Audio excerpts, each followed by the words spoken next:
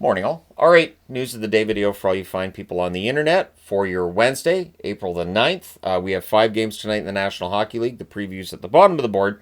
We'll start at the top. The Buffalo Sabres. The misery continues. It is 14 straight seasons of no playoffs for the Buffalo Sabres.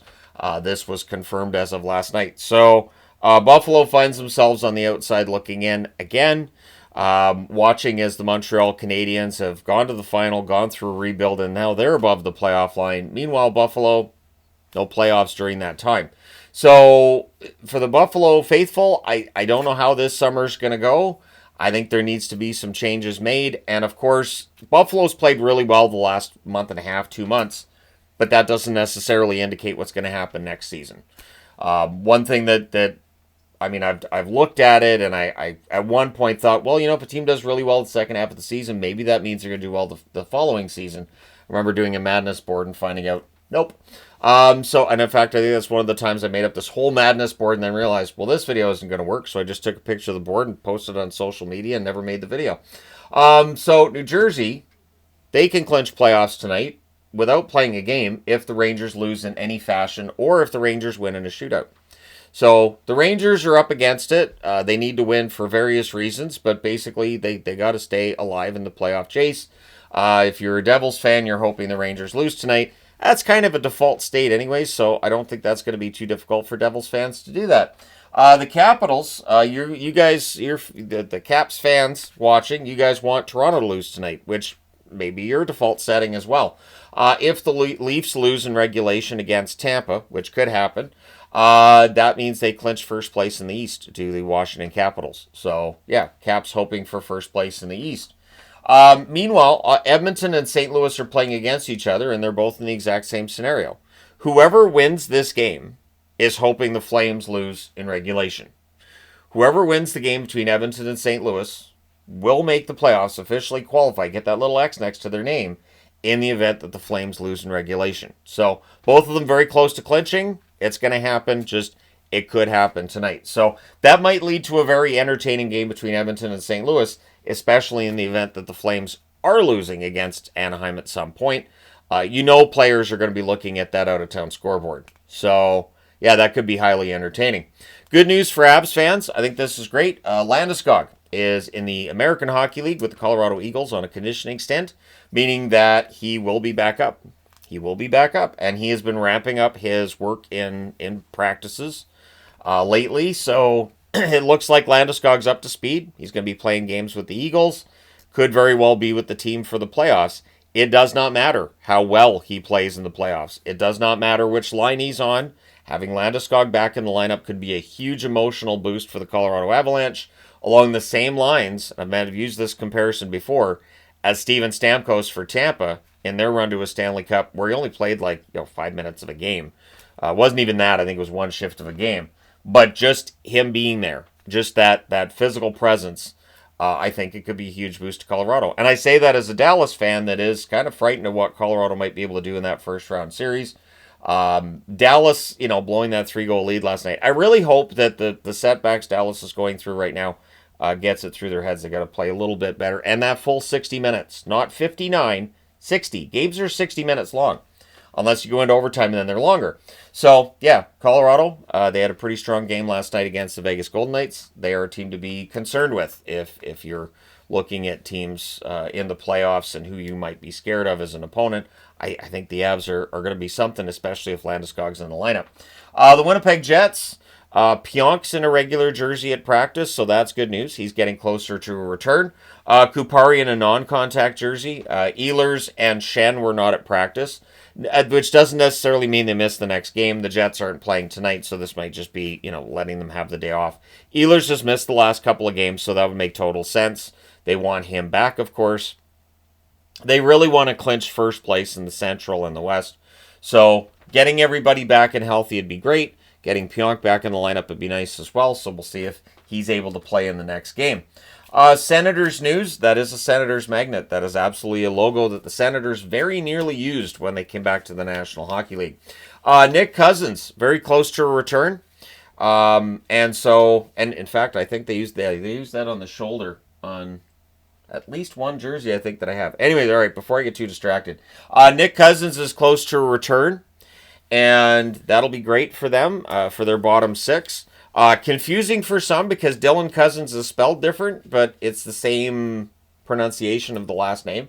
So that'll be fun for announcers and for me when I'm going through, the review process and everything.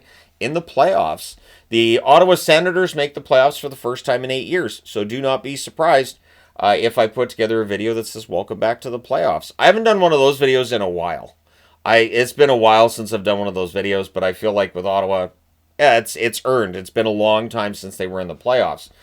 General Manager Steve Staios also says that he believes that if the playoffs were starting tomorrow, Brady Tkachuk would be in the lineup.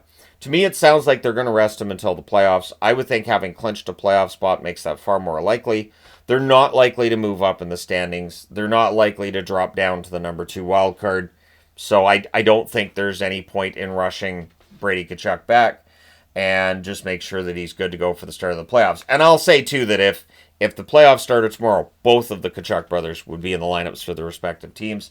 I don't think, unless it's a major injury, you're able to keep them out of the lineup in an important game. But we shall see. So the Montreal Canadiens, which I have been accused of glazing over the weeks with power rankings and then with that video yesterday, too, talking about Demidov. The reality is that Montreal's just playing some of the best hockey in the National Hockey League. Since Four Nations, they're 14-4-4. They have the third best points percentage in the National Hockey League since Four Nations, and they only need 3 points to clinch a playoff spot. Keeping in mind that it's 3 points today that they need, that means that the other teams behind them need to win games, and the teams behind them right now have not been doing that. So Montreal got their act together at the perfect time. They turned themselves around after one 10-game stretch, had them 2-7-1. Looked like they'd backed right out of the playoff picture, but nope.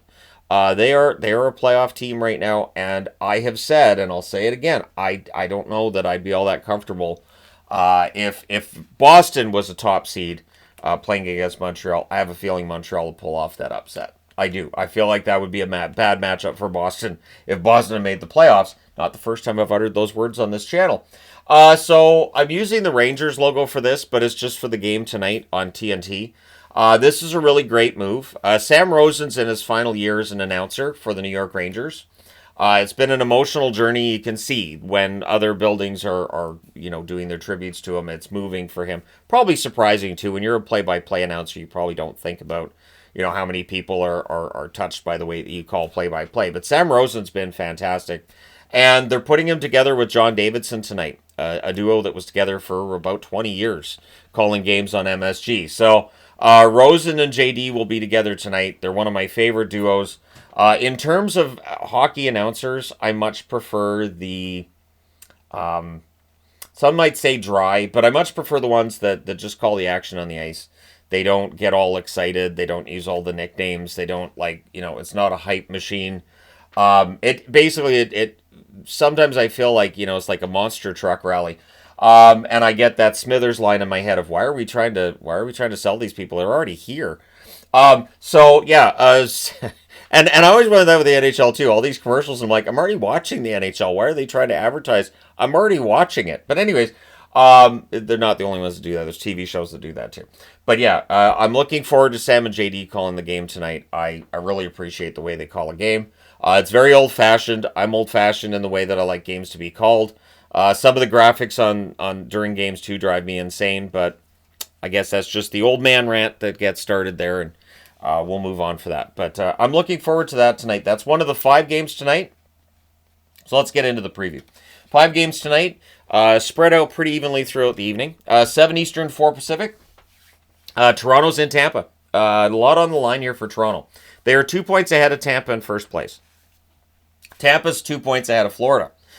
So that race has really tightened up. Just imagine now if Tampa Bay beats Toronto tonight, Florida wins their next game, we could have 2 points separating first and third in the Atlantic.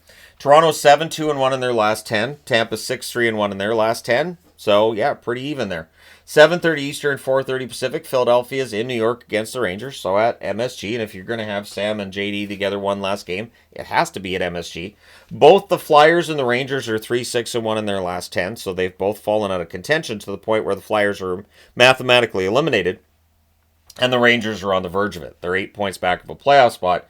You know the Flyers would love to mathematically eliminate the Rangers from the playoffs. And I'm pretty sure with a loss tonight that I think that's how that works for the Rangers. I think they're mathematically eliminated if they lose tonight. So a lot of motivation for them to go out there and win. 8 Eastern, 5 Pacific. The Minnesota Wild should be motivated at home against the San Jose team that they're 2-7-1 in their last 10 are San Jose, and they're at the bottom of the league, so they're eliminated from the playoffs. Minnesota 4-4-2 in their last 10. They're 2 points behind St. Louis for that number 1 wildcard spot. They're 4 points ahead of Calgary, so depending what happens with the Flames tonight, they could be as many as 6 points ahead. But if San Jose scores an upset, and if Calgary comes through with a victory, they can only be 2 points ahead of Calgary. So it's that 4-point swing. Minnesota can do themselves a favor with just a win tonight and not worry about whatever's going on with Calgary in Anaheim. 10 Eastern, 7 Pacific start. St. Louis in Edmonton against the Oilers. St. Louis 9-1 in their last 10. They're 2 points ahead of Minnesota at the number 1 wildcard spot. With the result last night for Colorado, I'm pretty sure if I'm doing my math correct that St. Louis can no longer catch the Colorado Avalanche, whereas the Oilers 5-4-1 in their last 10. They're 4 points behind LA in third place. They need this win tonight. I don't think the Oilers want third place. I think they want second. That being said, at this time of year, there are very often teams that make it obvious with the way they're playing on ice. They're not really all that concerned with playoff matchups or where they're at. So we'll see how this one goes tonight. 10 Eastern, 7 Pacific start. The Flames in Anaheim. So Calgary 6-2-2 in their last 10, as previously mentioned. 4 points back of a playoff spot. 4 points back of the Minnesota Wild. And at least a couple of teams are hoping for them to lose tonight. I think there's other fan bases will be hoping they lose tonight. Not this guy. I'd like to see as many Canadian teams make it as possible. That being said, there has to be one in the West that's going to miss, and honestly, it's probably going to be both Calgary and Vancouver that miss. Anaheim 5-4-1 in their last 10, and though they're mathematically eliminated from the playoffs, they showed last game against the Oilers. They haven't stopped playing. They haven't stopped playing. Some teams, when they're eliminated from the playoffs, you can tell. You watch and you go, wow, these teams don't seem to have any concern for wins or any of that now. But, Anaheim's been playing well. We'll see how things go tonight. Let me know your picks in the comments section below and your comments regarding any of these items on the board. Hit like and subscribe if you haven't done so already. Thank you guys so much for all your support. I will talk to you again soon.